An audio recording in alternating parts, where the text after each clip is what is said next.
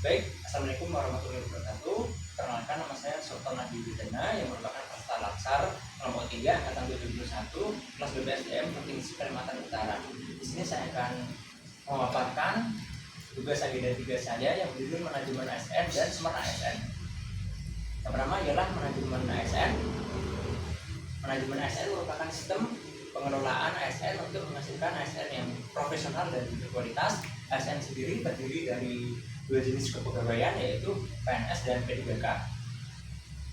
Yang pertama ialah PNS atau pegawai negeri sipil, merupakan WNI yang memenuhi syarat tertentu untuk diangkat ASN secara tetap. Selanjutnya ialah hak yang dimiliki oleh seorang PNS, yaitu gaji, tunjangan, fasilitas, cuti, jaminan pensiun dan jaminan hari tua, perlindungan hukum, dan pengembangan kompetensi. Lalu selain karena pensiun, mengundurkan diri, dan meninggal dunia, PNS juga dapat diberhentikan dengan tidak hormat jika yang pertama ialah melakukan pelanggaran terhadap Pancasila dan Undang-Undang Dasar 1945. Yang kedua ialah dihukum penjara berdasarkan putusan pengadilan. Yang ketiga ialah menjadi anggota parpol. Selanjutnya ialah P3K atau pegawai pemerintah dengan perjanjian kerja yang merupakan WNI yang memenuhi syarat tertentu yang diangkat ASN dalam jangka waktu tertentu sesuai dengan perjanjian kerja yang telah dibuat.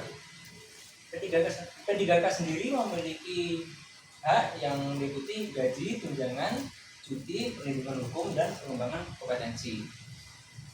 Jadi sama seperti PNS tadi, P3K dapat diberhentikan selain resign, meninggal dunia, dan pensiun.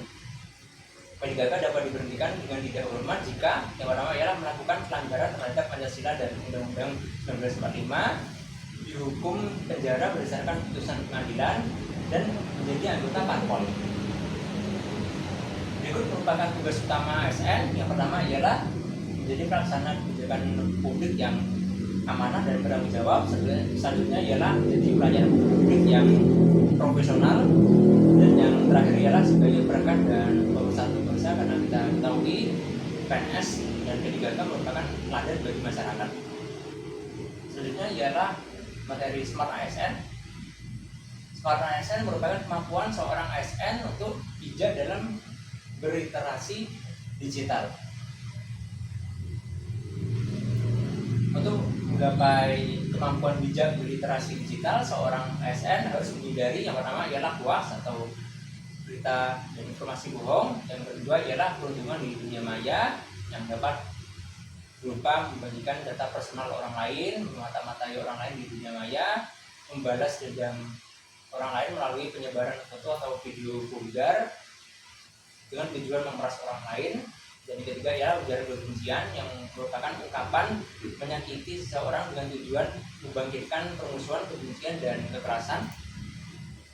Berikut merupakan 8 etika bermedia sosial bersumber dari Kemendikbud RI. Yang pertama ialah hati-hati dalam menyebarkan informasi pribadi ke publik. Yang kedua ialah menggunakan etika dan norma saat berinteraksi di dunia maya. Sedangkan yang ketiga ialah hati-hati dengan akun anonim atau fake akun, karena kita tidak mengetahui siapa pemilik akun tersebut. Yang keempat ialah tidak mengunggah hal apapun yang berkaitan dengan suku, ras, agama, atau sara. Yang kelima adalah memanfaatkan media untuk membangun relasi dan jejaring. Yang keenam adalah memastikan menyantumkan sumber terhadap berita atau informasi yang kita share atau kita posting. Sedangkan yang ketujuh ialah tidak mengunggah apapun tanpa sumber yang jelas. Dan yang terakhir ialah selalu memanfaatkan media sosial untuk menunjang pengembangan diri kita. Baik, sekian presentasi dari kami, kurang lebihnya mohon maaf. Wassalamualaikum warahmatullahi wabarakatuh.